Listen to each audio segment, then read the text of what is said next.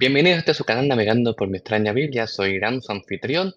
Bienvenidos a otro capítulo de nuestra lección que estamos cubriendo, el estudio de la Biblia acerca de la hueste celestial.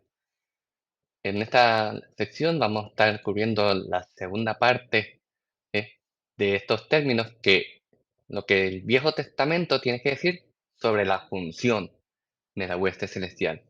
Vamos a estar estudiando lo que es la palabra vigilante y hueste, poderoso.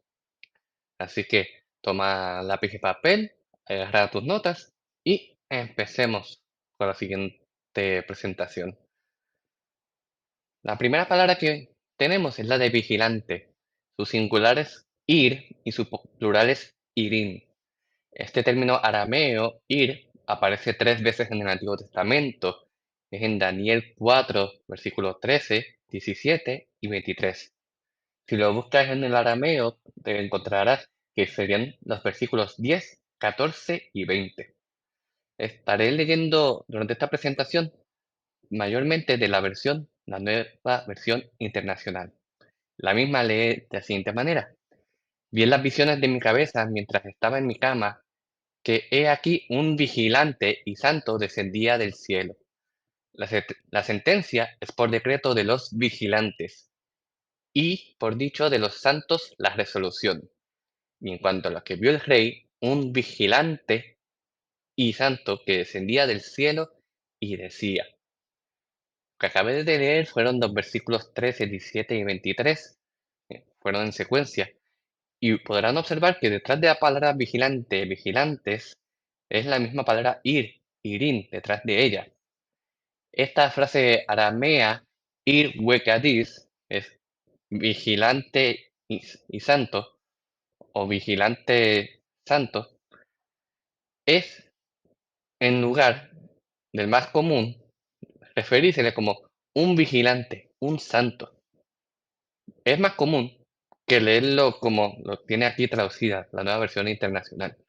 Y es que la conjunción wow entre los dos sustantivos debe entenderse como una aposición creada entre ellos.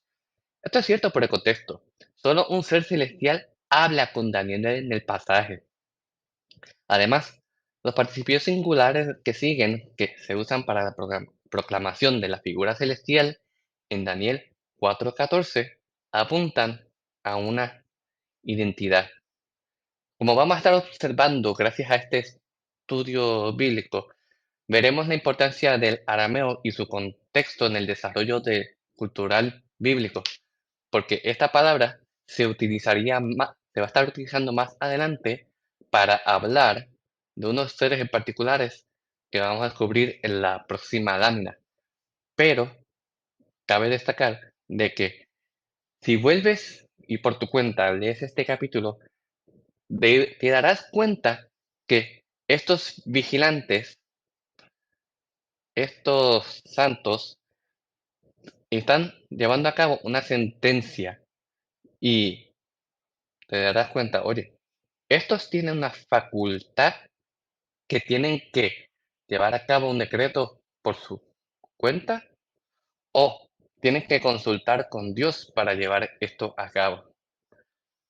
Si te quedas hasta ciertas porciones, te sorprendería si es uno o el otro. Así que te recomiendo que lo leas por completo, aparte de estos pasajes que resalté.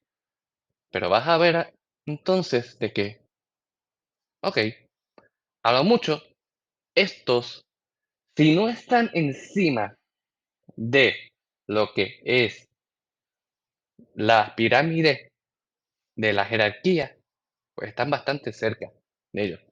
Porque aquí están llevando a cabo una sentencia por decreto. Por tanto, no es algo que están consultando a otros, sino que estos tomaron la decisión y están llevándola a cabo, en este contexto al menos. Pero para ver el desarrollo de qué significa esta palabra y por qué se tradujo de esta manera, hay que explorar que el término tiene una conexión con el material acadio. Esta imagen son las figuras de Apgalos, que fueron enterradas en cajas como depósitos de cimientos en los edificios mesopotámicos para evitar el mal de la casa. El término Mazaré, vigilantes, se usa para estos conjuntos de figuras en encantamientos sacrados de acuerdo con textos rituales.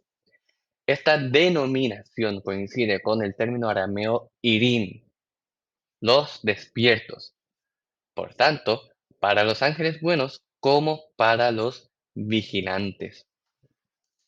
Esta es parte del trabajo de Amar Anus en su artículo sobre el origen de los vigilantes, un estudio comparativo de la sabiduría antediluviana en las tradiciones mesopotámicas y judías. Esta es la traducción para propósito de este video, pero el artículo se encuentra únicamente en inglés.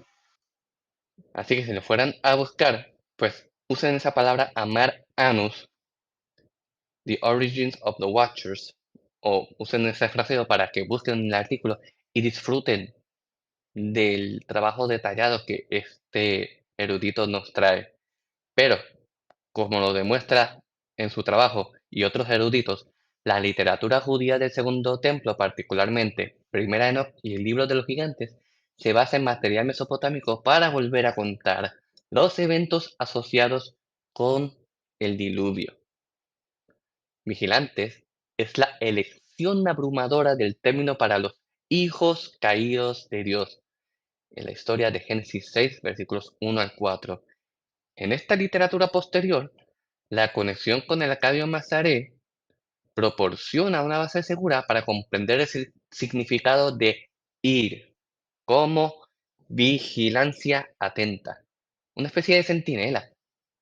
Así que en estos pasajes que ya hemos leído, por supuesto, es consistente con estar despiertos y tener un papel de guardián, con estar despierto y tener un papel de guarda.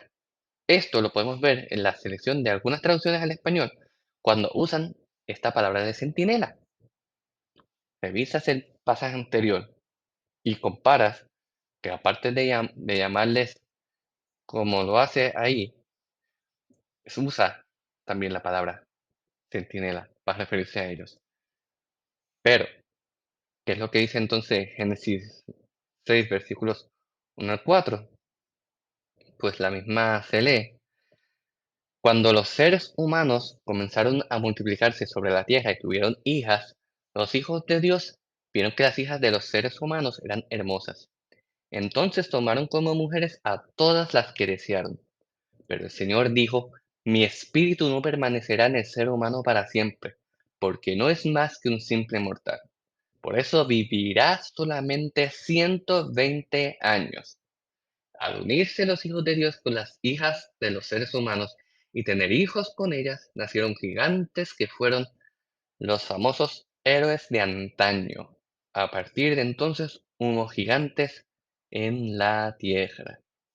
Por tanto, el contexto de este relato, que gracias al uso que hace Daniel de esta palabra ir, irín, en referencia a los vigilantes, ese es el término que utilizan para seguir estudiando y atacar la cultura en este exilio babilónico. Es el contexto por el cual se debe entender esta y la realidad del desarrollo de la literatura, como mencioné, encontramos en Primera de Enoch y en el libro de los gigantes. Literatura judía, pero con su idioma original, que entonces era entonces arameo. Y en ocasiones también en griego se encuentran. Por tanto, es lo que conocemos, es lo que se debe respetar como contexto y es la parte que nos ayudará entonces a comunicar, lo que sería importante para propósitos de entender y reconocer la importancia de los orígenes de las palabras. Nos movemos ahora a la próxima y es la palabra hueste, singular sabá, plural sebao, y la palabra poderosos es Giborim y Abirim. Las nombro juntas, pero es mejor considerar estos términos hebreos como un grupo, ya que aparentemente pertenecen al mismo servicio funcional de Jehová, el de servir en su ejército celestial. La misma, ya hemos visitado el pasaje en videos anteriores, pero le pueden dar pausa y revisitar lo que son los pasajes de el Salmo 103, versículos 20 al 24, y el próximo capítulo, el Salmo 104, versículo 4, y comparen el uso de palabras allí. Léanlo y continúen con la próxima si quieren refrescar lo que dice el pasaje. Continuemos. El más amplio es Saba, un nombre común que generalmente se refiere a una multitud de personas. Está en el Salmo 68:12. Trabajo obligatorio, Isaías 42. Job 7:1. Servicio militar reclutado, Números 1:3 y 31:3. Y para un ejército, Números 2:8 y 2 Samuel 3:23.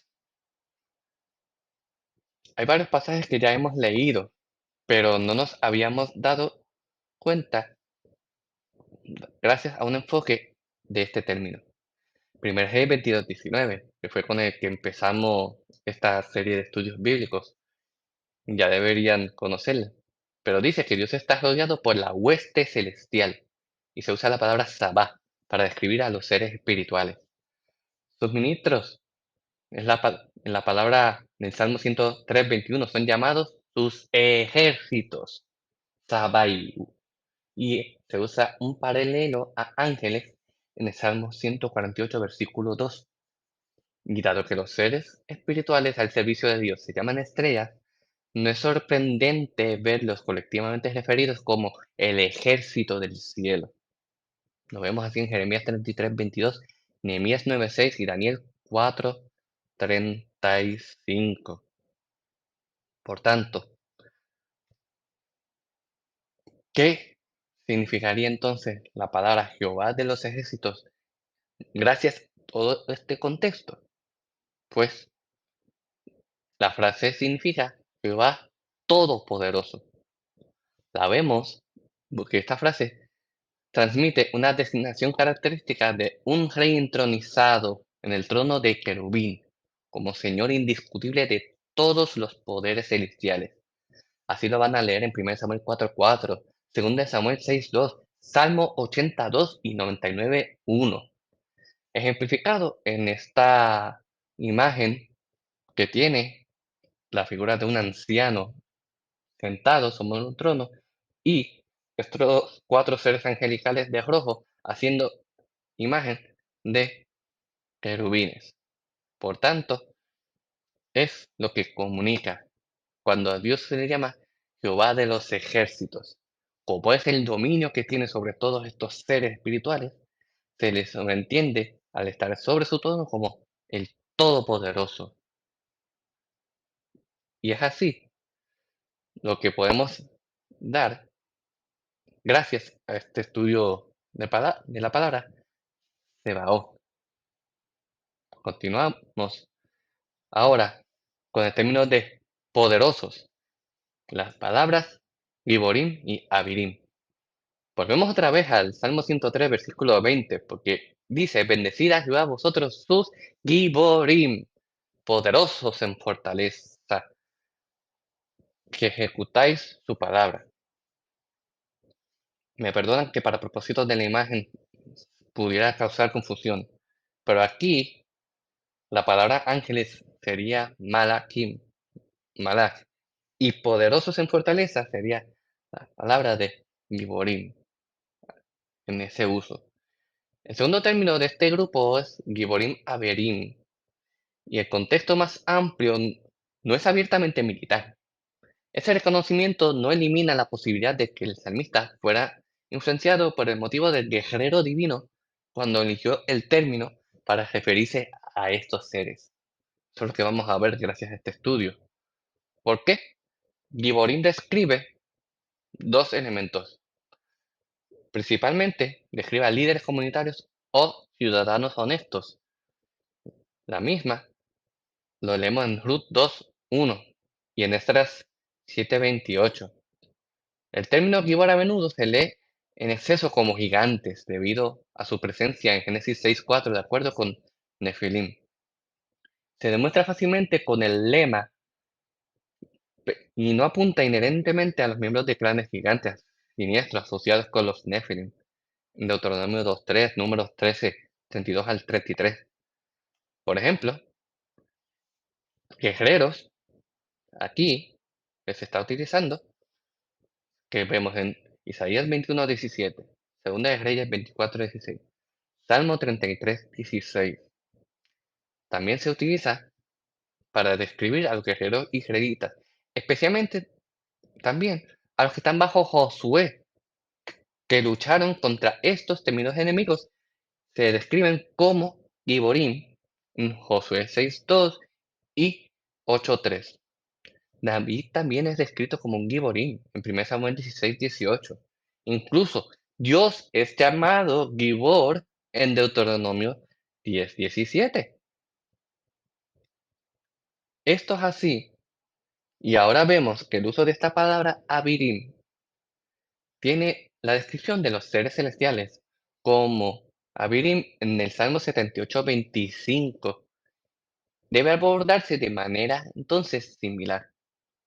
El pasaje se lee así: "E hizo Dios llover sobre ellos maná para que comiesen, les dio trigo de los cielos, pan de nobles comió el hombre, les envió comida hasta saciarles". Si el Salmo 103.20 describiera al Giborim celestial como aquellos que derrotan a los enemigos de Dios, un contexto de guerra sería más claro. Pero la falta de un contexto explícito aquí no les hace una perspectiva guerrera. Los lectores habrían leído naturalmente el término como una referencia a los miembros del ejército celestial de Jehová. Por análisis del texto, se conoce que hay unas variaciones textuales para este versículo, porque se encuentra que aparte de referirse a ellos como pan de nobles, también existe la frase de pan de ángeles. Y eso es porque, como dice aquí el pasaje, eh, el maná, este trigo, es de los cielos. ¿Y quienes están en los cielos? Pues la hueste celestial. Por tanto, hace sentido verle pan de nobles, abirín, en referencia a pan de los ángeles, la comida que todos disfrutan. Eso fue parte del desarrollo dentro de la cultura judía interactuando con su propio Viejo Testamento. Si atan estos conceptos, les hará sentido y no es algo que se están sacando de la manga. No, simplemente, pues, es lo más justo y sentido que hace cuando analizas un pasaje como este, a la luz de estos otros que hemos cubierto. Abir, singular, se usa para los guerreros. En Jeremías 46.15, en Lamentaciones 1.15, Job 24.22, 34.20, Salmo 76.5. Esto, y también está en Isaías 10.13. El término se refiere ampliamente a la virilidad y la fuerza. Un cuerpo apto es probablemente una compresión adecuada de esta palabra abir. Si el Salmo 103.20 describiera al Giborim celestial como aquellos que derrotan a los enemigos de Dios, pues un contexto de guerra sería más claro. Pero, como hemos visto, la falta de un contexto explícito aquí no deshace una perspectiva guerrera. Los lectores habrían leído naturalmente el término como una referencia a los miembros del ejército celestial de Jehová. ¿Qué tenemos aquí? El Salmo 103.20 dice: "Bendecid a Jehová vosotros, sus ángeles, Giborim, en fortaleza, que ejecutáis su palabra. Hizo Dios llover sobre ellos maná para que comiesen, y les dio trigo de los cielos, pan de nobles. Comió el hombre, les envió comida hasta saciarles". Eso fue el Salmo 78, 24 al 25. No tienen aquí en la imagen y comparen lo que hemos estudiado hasta el momento. Este breve estudio de uso puede crear la impresión de que estas traducciones de Averím como ángeles es idiosincrática. La elección no es tan extraña como uno podría suponer, pues si maná fue llamado pan del cielo en Éxodo 16:4 y Nehemías 9:15, el plural abirim puede entenderse como una instancia de una palabra técnica llamada metonimia. Esto es una figura retórica que consiste en el uso del nombre de una cosa para la otra, la cual es un atributo con el que ésta se le asocia. Que es un atributo? Algo que tiene, es algo que lo describe y no lo tiene otra cosa. Eso es lo que nos deja saber y hemos aprendido en este video acerca de la palabra hueste y poderosos. Espero que les haya gustado esta presentación y hayan podido tomar sus anotaciones. Si no, pueden volver a revisitar el video y tomar sus pausas de vida. Les recomiendo que lean todos los versículos y los capítulos para que no vean que es una idea que estoy sacando y agarrando por los pelos. Pero les agradezco su atención. Les pido encarecidamente que se suscriban, le den a la campanita para que no se pierdan de nuestro próximo video para este tema. Si les interesa, aquí tienen mis redes sociales para que se pongan en contacto o me escriban un correo, cualquier duda, pregunta al respecto. Y también me lo dejan en los comentarios. Así que será hasta una próxima ocasión. Gracias por su atención. Nos vemos en el próximo video.